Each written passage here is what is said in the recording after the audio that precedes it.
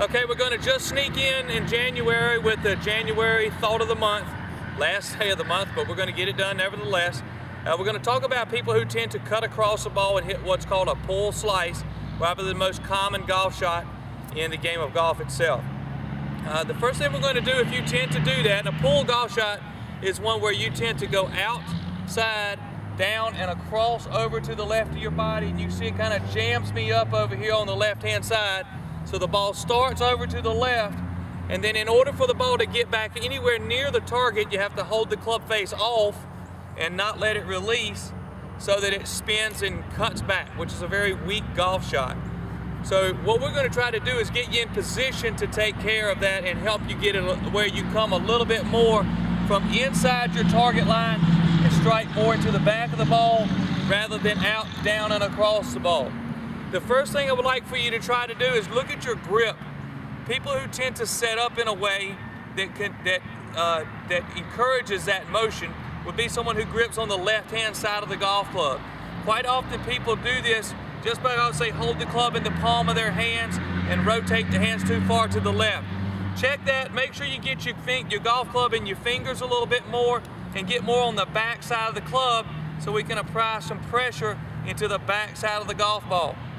If your hands are up on the left-hand side, it'll tend to make you go down and across. If you ever used an axe or a hammer, a tennis racket, baseball, you're always on the back side going in to apply pressure with the instrument that you got in your hand or the tool you have in your hand. So what we're going to do is make sure your club's in your fingers. Good way to do that is just hold it in your left hand if you're right-handed. Hold it down beside you.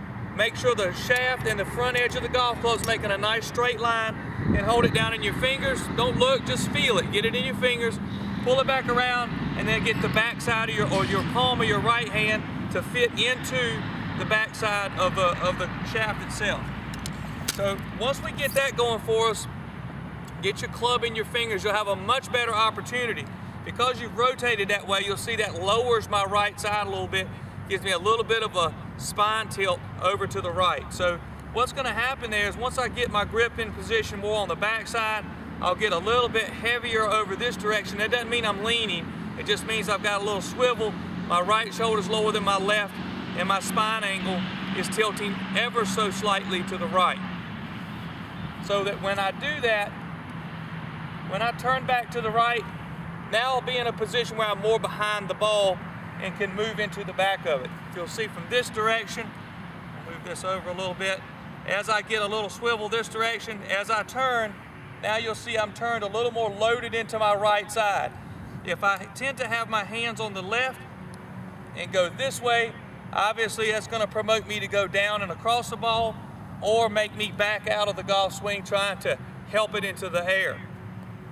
So when we get set up, if we get more on the back side, get a little swivel to the right, just a baby one, that'll encourage us to turn more behind into a brace back leg so that we can use that leg to move the golf club through the ball or from the inside. So if you try to get that grip and that little baby swivel, you might be surprised at how that helps you load into the back so that you can move the club back into the front.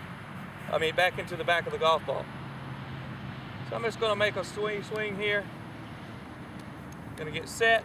My grip's on the back side of the club more. I got a little bit of a swivel over to the right. We're going to turn back against the right leg. And then push on up into a nice finish position.